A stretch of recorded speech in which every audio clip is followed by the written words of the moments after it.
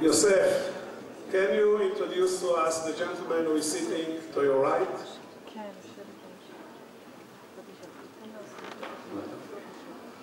He's not responsible for the economics of our country. This is Professor Chaim Howard Cedar, father of 6, of which I'm the oldest. He's a scientist, and he's a passionate bicyclist. And I can't believe he agreed to do this.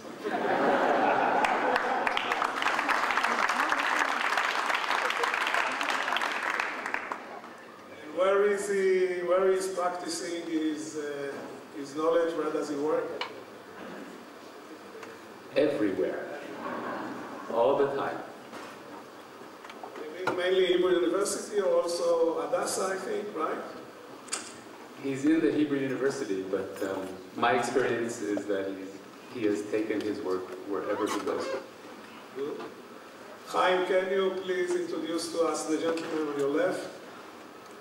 He needs no introduction.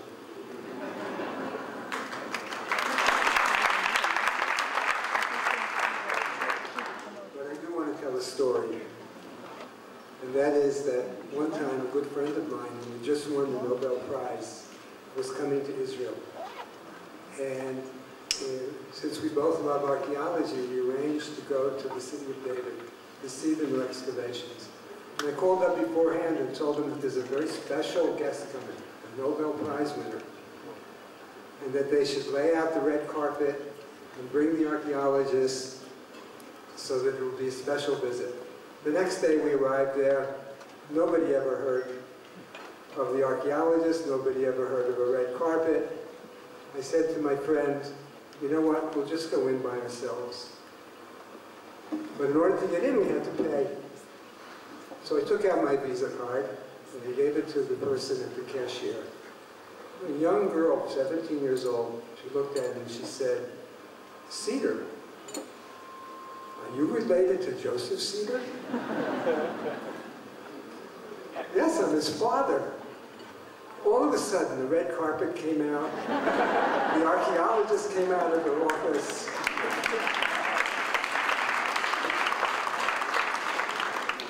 I think, nevertheless, to our guests from abroad, I would like to tell that Chaim Howard Cedar is one of our better scientists. I don't know if I should say it, but a good friend of mine who is a good friend of yours, Professor Agus, told me that he's convinced that the next Israeli person to get a Nobel Award is yourself. I don't know. I think you already said too much. I said too much. Okay, I'm sorry. This is what a friend of mine said. Yosef just won the award for the best script in the Cannes Festival for an outstanding movie called The Achiecement Line, footnote in English.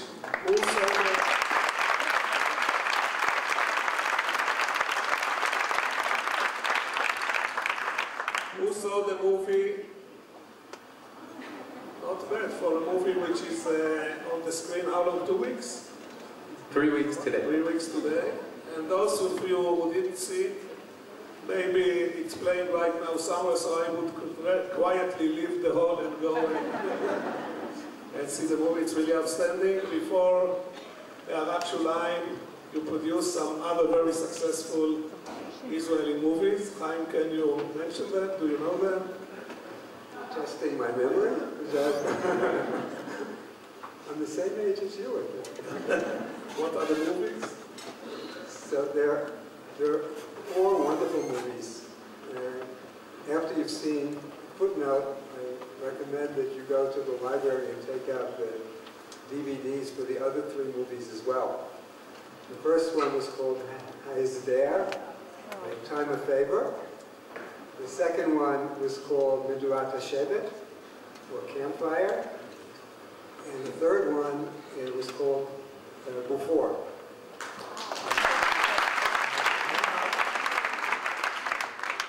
Again, with the suggestion that behind every successful man a successful woman or somebody who is responsible for the real success, I would like, and I hope it's okay, to introduce Vardi and Cemi. Can you please come?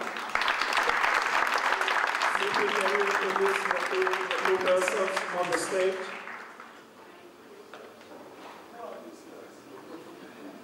There are two guys who love my chicken soup. And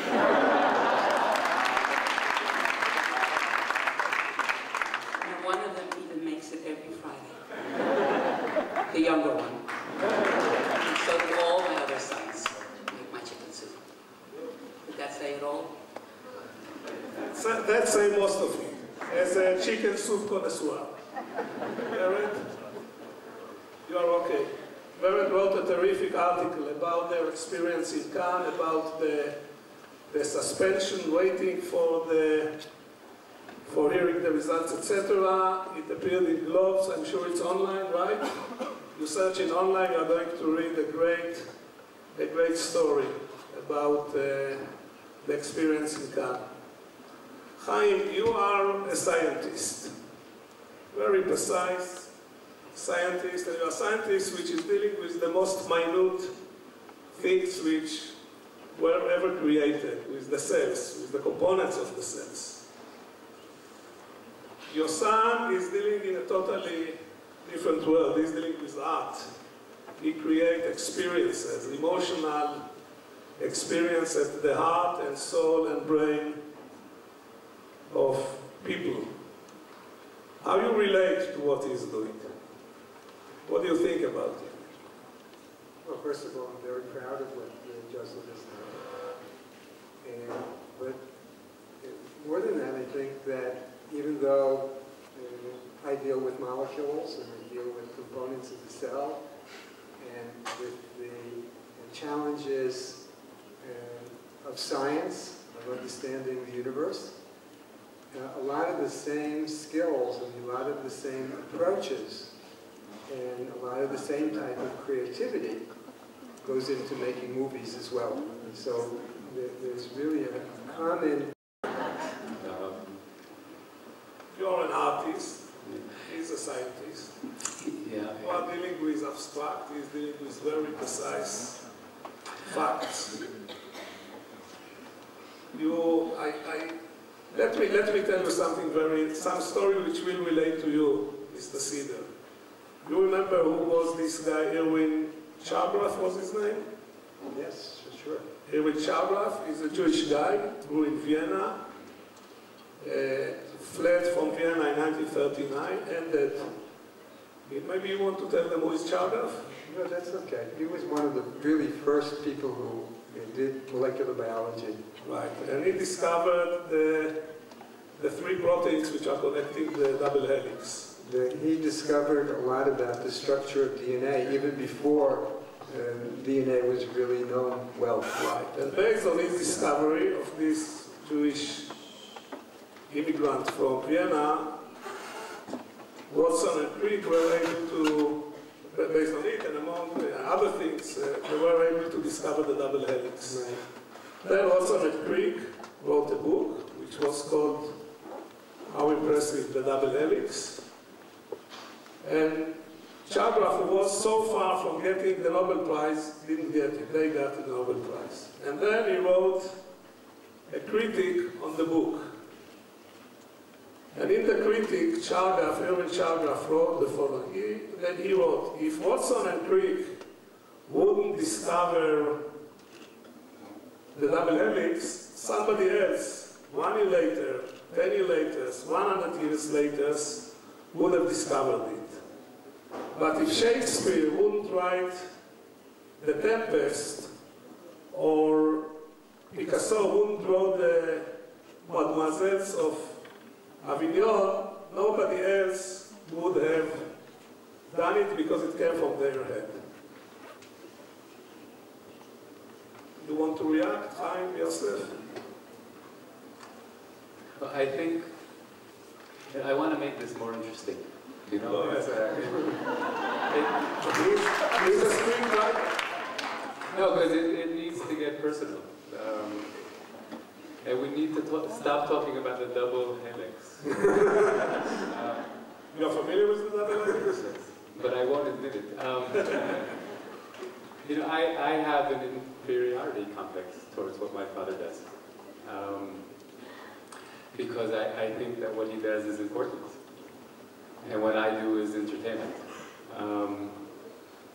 If I do my job well, then I occupy an hour and a half of someone's time between the end of his workday and bedtime. I think my father is physically influencing the future of humanity, as far as I understand.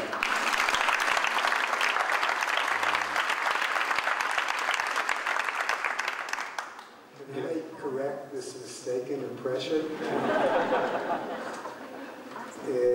First of all, science is about ideas.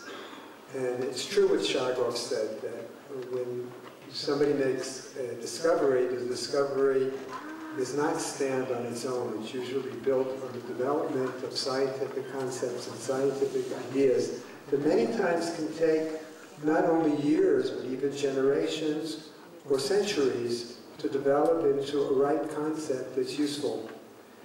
And I think that the same thing is true for ideas about society. The same thing is true for ideas about philosophy. And the same thing is true for the ideas about ethics and morals, which are, to the same extent, are important. And I do think that Joseph is contributing greatly to our society. I want to thank you because as an interviewer, I'm not supposed to express views. But when Yosef said that his work is only entertainment, I really wanted to say what you say. So thank you for saving my role as an interviewer. But maybe if I can take your job for just 1 second. You want to ask me something? Yeah, I've been meaning to ask my father a whole bunch of questions. Please. Have you seen all 4 films? Have you seen all 4 films? Yes, I should see this on them. When I know that he's part of the film, he sends Richard Axel to see them, which is his friend who won the Nobel Prize. So he's only sent him twice. And with Buford, the reaction was so-so. But the question, if it's okay. Sure, go ahead, by all means. Yeah. Since this session is about generations, and I think my father is an expert on how one generation passes information to the next. I wanted to ask how important continuity is to my father or in general to society. I know that in our family that's a very big question. How close our lifestyle should be to the lifestyle of our parents. When my feeling is that if it's too close, then there's something a little depressing about that. And if it's too remote? That's either adventurous or dangerous. I'm not sure. Hi. Yeah, I think that I'm very glad that you understand the concept of continuity, because it's one of the things that I think that Tzipi and I, and possibly even the generations before us, put a lot of emphasis on. I'm sorry to do this, to put this into scientific terms, but man is a very interesting creation, because like the animals, he inherits and passes on from generation to generation. He passes on his genes, and this gives a basic, the basic substance on which man is built. But man also has the ability to pass things on, not through genes. In other words, a cat knows what to do because it's all hardwired in him, in his genes. Well, man has that also, but in addition to that, he has the ability to communicate. He has the ability to take information that he's learned and pass it on to the next generation. And in a sense, this is a shortcut to society. In other words, and it's something that we as a society should be taking advantage of. Our ability to take things that we've learned, many times we've learned them the hard way, or many times we've learned them by accident. But in any event, we have this unique ability to pass them on to the next generation, and that way make a much, much better generation than the one before it. So that's why I think it's important.